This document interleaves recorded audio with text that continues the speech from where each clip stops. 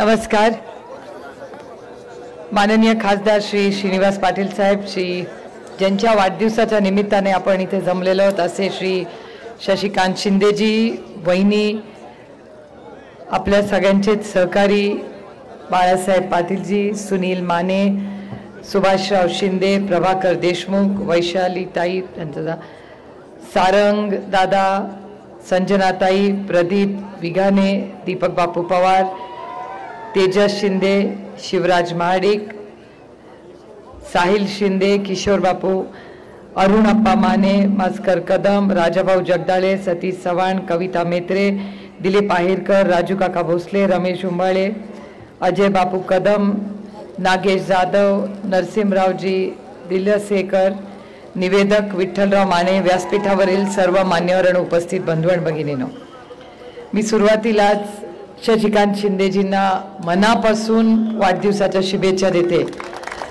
तुम जियो हजारों साल, साल के दिन हो 50,000.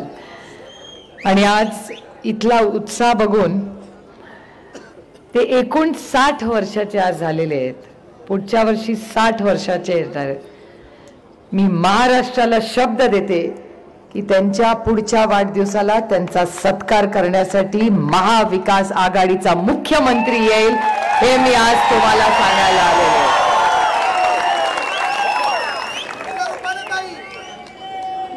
कोणतरी आल्याशी कारण तुम आम खाओ पेड़ मत गिनो.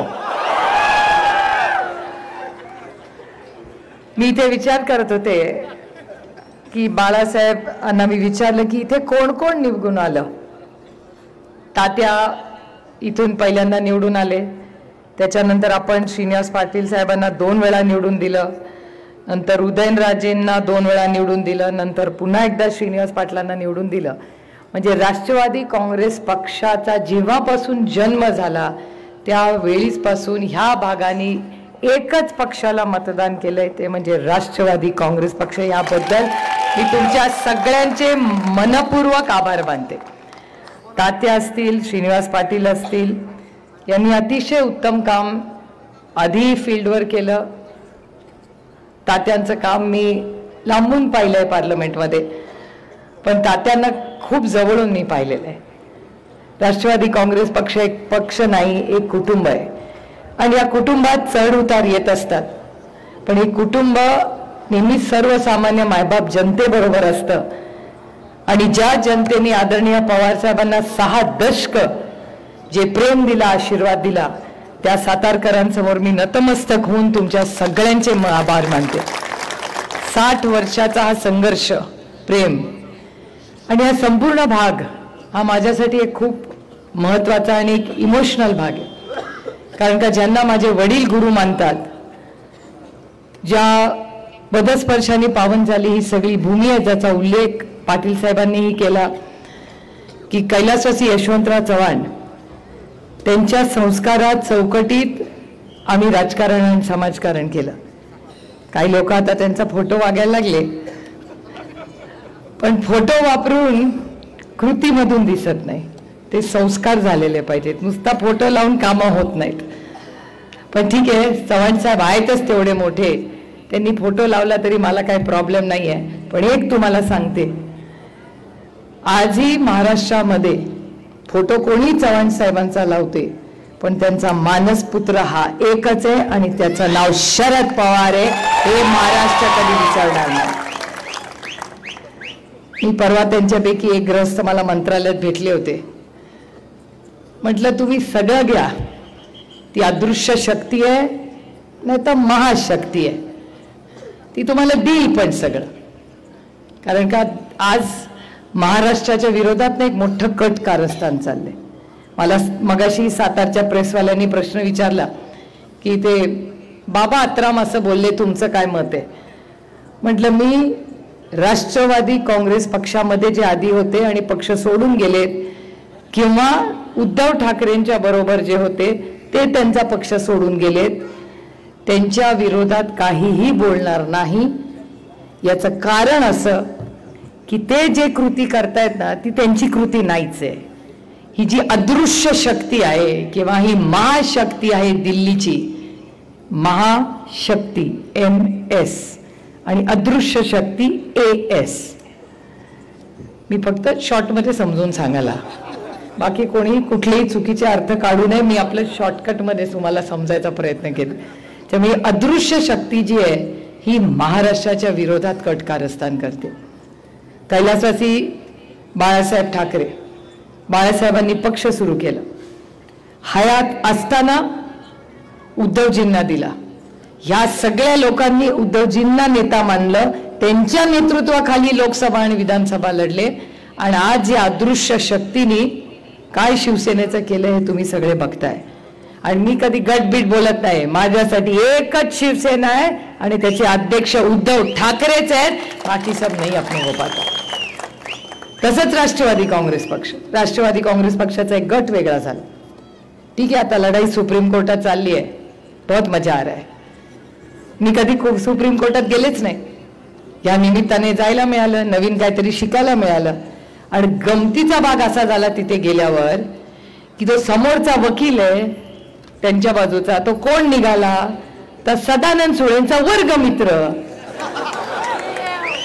म्हणलं तुम्हाला दुसरा वकील नाही मिळाला एवढ्या मोठ्या देशामध्ये, एवढ्या मोठ्या देशामध्ये त्यांना एक वकील मिळू नये, तो माझ्या नवऱ्याचा वर्गमित्रच मिळाला.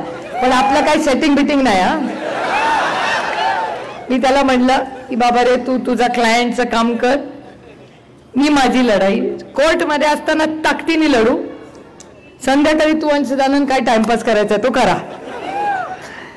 पण योगायोग बघा, जिथे जिथे ते काही ना काहीतरी निघून येतं तिथे आपलं काहीतरी कनेक्शन असतं कुठे ना कुठे. सुप्रीम कोर्टात लढाई होईल ती होईल.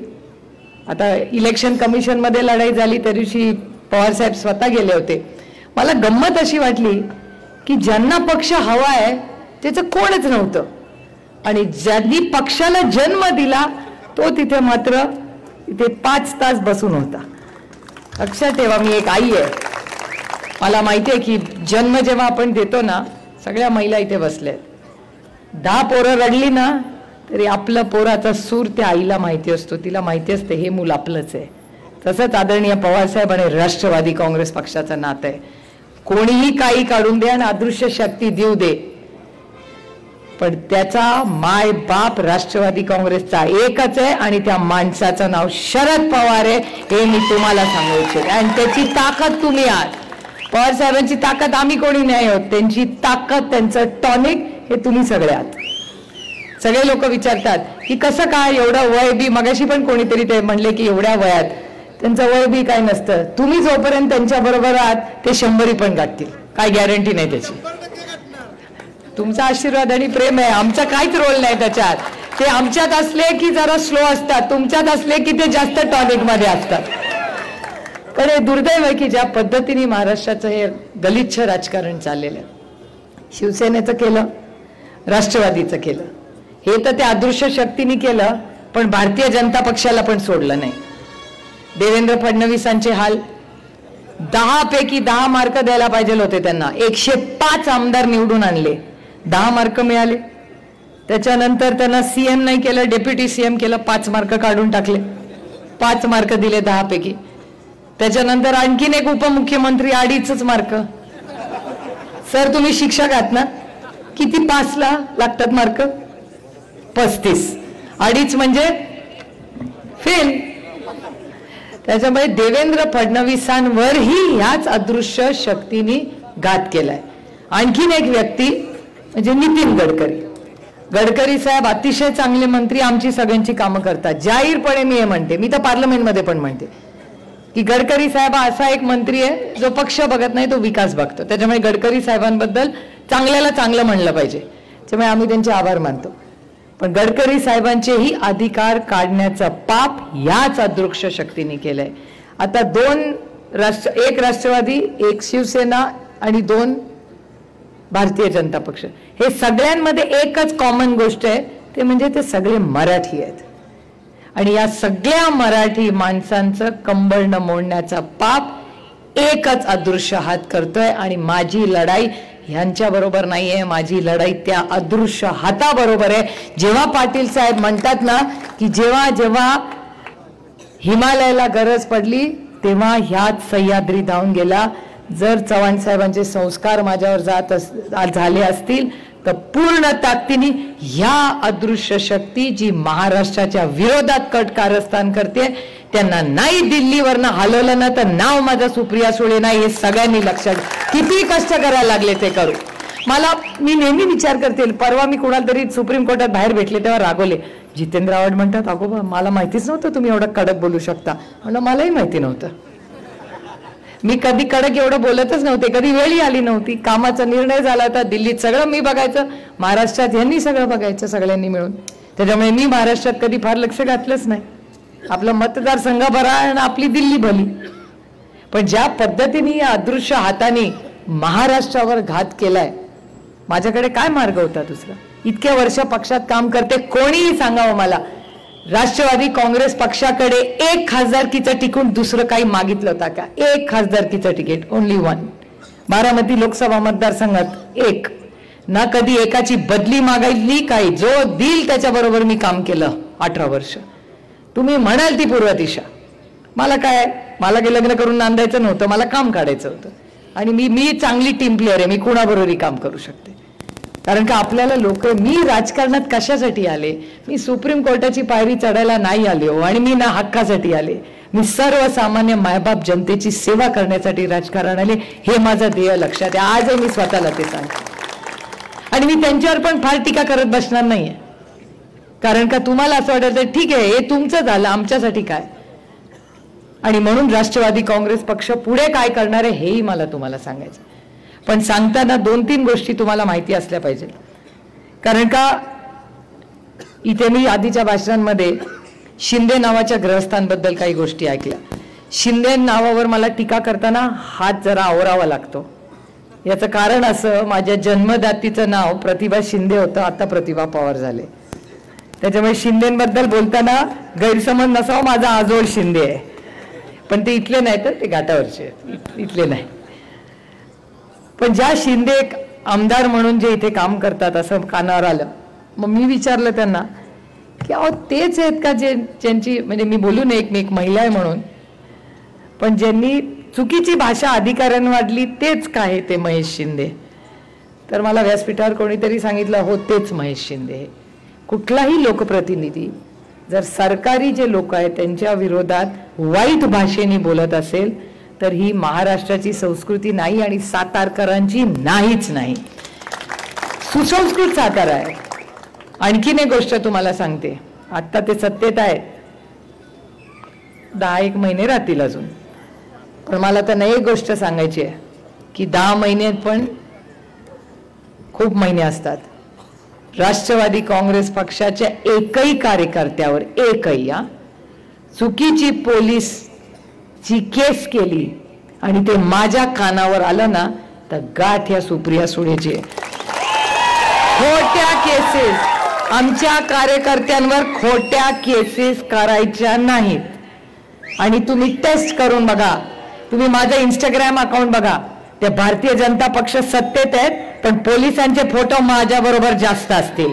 कारण का आपले उलटे धंदे नसतात. माझ्या मतदारसंघात कुठल्याही पोलीस ऑफिसरला विचारा भानगडी नसतात. कधी चढत नाही तिकडे. उगाच ते विरोधात आहेत सत्तेत आहोत म्हणून चुकीचा पोलीस यंत्रणेचा वापर कधीच आम्ही केला नाही. आणि पोलीस यंत्रणा ही मायबाप तुमचे कष्ट करून आपले पोलीस येतात. त्यांना पण असं फालतूगिरी आवडत नाही. ही आपली शेतकऱ्यांची मुलं आहेत ना कोण आहेत. आणि जे आता पोलीसवाले भेटतात ना त्यांची भरती कोणी केली आहे माहितीये. माझे ज्येष्ठ बंधू. मी अभिमानाने सांगते की आजची जे पोलीस इथे विचारून बघा.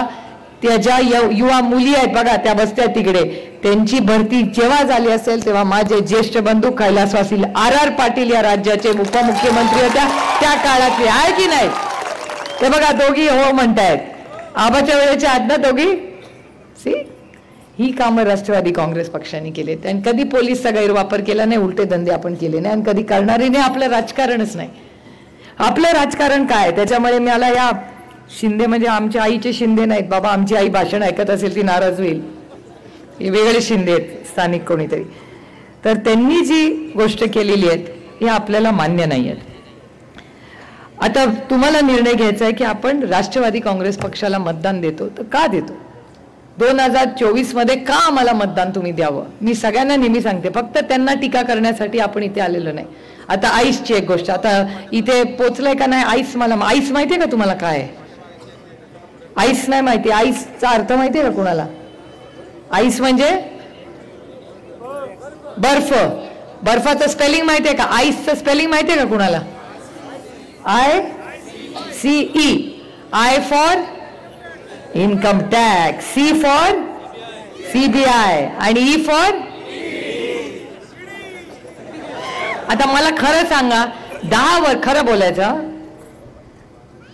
10 वर्षापूर्वी ईडी माहिती होती का? 10 वर्षापूर्वी CBI माहिती होतं का? इन्कम टॅक्स माहिती आहे, कारण का आपण सगळे भरतो. मी तरी भरते, तुम्ही भरता ना. पण CBI आणि इन्कम टॅक्स कुणाला माहिती होतं? कुणाला माहिती नव्हतं. त्याचा गैरवापर करून ज्या पद्धतीने आज घरं फोडतात, पक्ष फोडतात, ह्याच्या विरोधात ही लढाई आहे. एका बाजूला आम्हाला सगळ्यांनाच, आणि हे सगळे जे व्यासपीठावर बसलेत ना त्यांच्या वतीने मी बोलते, एका बाजूला संघर्ष होता आणि दुसऱ्या बाजूला सत्ता होती. हे व्यासपीठावर सगळ्यांनी सत्ता सोडून संघर्षाचा मार्ग गिरलाय. खरंच यांचं किती कौतुक केलं. काय आहे आपल्याकडे? त्यांना फक्त खरेपणा आहे, सत्ता आहे. आणि मी तुम्हाला खरं सांगू, लोकांना विश्वास बसत नाही. मला नाही त्या सत्तेचं एवढं प्रेम. सत्ता काय असते? सत्ता हे फक्त एक साधन आहे तुमच्या आयुष्यात एक चांगला बदल घडवण्यासाठी. एवढंच आहे ते साधन. किती लोकांकडे सत्ता आहे? तुमच्या पण इथल्या एका नेत्याकडे सत्ता आहे, तुमच्याच जिल्ह्यातले मंत्री पण आहेत. मला त्यांचं नाव नाही घ्यायचं, पण त्यांच्याकडे असं एक डिपार्टमेंट आहे की ज्याच्यातून ते डिपार्टमेंटची दुकानं वाढतायत आणि शाळा कमी होत आहेत. मला विचार करा, असलं डिपार्टमेंट पाहिजे का तुम्हाला? विचार करा, तुम्हाला काय पाहिजे तुमच्या मुलांसाठी? दारूची दुकानं पाहिजेत का शाळा पाहिजे? हे हे हे खोके ट्रिपल इंजिन सरकार, मी त्यांना खोके सरकार पण म्हणते आणि ट्रिपल इंजिन पण सरकार. ट्रिपल इंजिनचं खोक्याचं सरकार आहे हे. काय आपलं नाही. हा, जाऊ दे, कशाला आपली रिक्षा आमच्या जिल्ह्यात बनते, नका नाव ठेवू त्याला. आणि चांगली आहे ती बिचारी रिक्षा, चांगली आहे. पण मला विचार करून तुम्ही सांगा की या ट्रिपल इंजिन खोके सरकारमध्ये 1.25 वर्ष तुमच्या पत्रात काय पडलं? तुम्ही सगळे शेतकरी आहात ना. कांद्याला भाव आला नाही, टमाट्याला भाव नाही, दुधाला भाव, मग साखरेला भाव, आणि सगळ्यात जास्त मी लढले असेल ते पियुष गोयल. माहिती आहेत का तुम्हाला? पियुष गोयल वाणिज्य मंत्री आहेत या देशाचे. 5 महिन्यापूर्वी मी त्यांना ट्विट करून सांगितलं होतं की कांद्याचे भाव पडणार आहेत, आत्तापासून सांभाळा, अडचण होईल. मला म्हणलं ते काय कळते सुप्रिया सुळेंना कांद्याबद्दल? बघा आमचं सरकार 40% टॅक्स लावलाय. किती? 40. या देशातले सगळ्यात पैसेवाले लोक आहेत ना, ते पण 40% टॅक्स भरत नाही. पण तुम्ही शेतकऱ्यांना टॅक्स लावायचं पाप या भारतीय जनता पक्षाच्या ट्रिपल इंजिन खोके सरकार आणि दिल्लीच्या सरकारने केले. म्हणून मी सातत्याने सांगते, माझी लढाई यांच्याशी नाहीच आहे, माझी त्या भारतीय जनता पक्षाची लढाई आहे. आणि त्याला उद्धवजींनी चांगलं नाव दिलंय, भ्रष्ट जनता पार्टी. मी आत्या म्हणून उद्धवजींची परवानगी घेऊन अजून नाव त्यांना घेते. ती भ्रष्ट जनता पार्टी नाहीये, ती भ्रष्ट जुमला पार्टी आहे. याचं कारण भ्रष्टाचाराचे आरोप राष्ट्रवादी काँग्रेस पक्षावर गेले. मी हा विषय खरं तुमचा नाहीये, पण कोल्हापूर जवळ आहे. आणि जर ते काय घाडगेंचं फर्स्ट नेम काय आहे? ते घाडगे नाही का कोल्हापूरचे, काय त्यांचं नाव? समरजित घाडगे. मला समरजित घाडगेंना विचारायचं, इथे आलेच आहे म्हणून कोल्हापूरला सभा येईन तेव्हा बोलीनच. समरजित घाडगे काय बोलायचे हो की हे सगळे भ्रष्ट आहेत, भ्रष्ट भ्रष्ट. पालकमंत्री झाला तेव्हा चाललं का हो त्यांना, त्या समरजित घाडगेंना? मग समरजित घाडगेंना मला 2च प्रश्न विचारायचे आहेत आणि सूचना द्यायच्या आहेत की समरजित घाडगे जवाब दो. जर ते आरोप खरे असतील तर सिद्ध करून दाखवा आणि मग शिक्षा झाली पाहिजे. पण जर तर ते खोटे असतील तर भारतीय जनता पक्षाने राष्ट्रवादी काँग्रेस पक्षाची माफी मागितली पाहिजे की हे खोटे होते आणि तुम्ही भ्रष्ट नाही आहात. दोन्ही बाजू नाही चालणार. तशीच एक केस नाशिकची आहे. त्या अंजली दमाने माहिती आहे का कोणाला? अंजली दमाने आरोप करतात. परवा अंजली दमाने यांनी आरोप केला होता.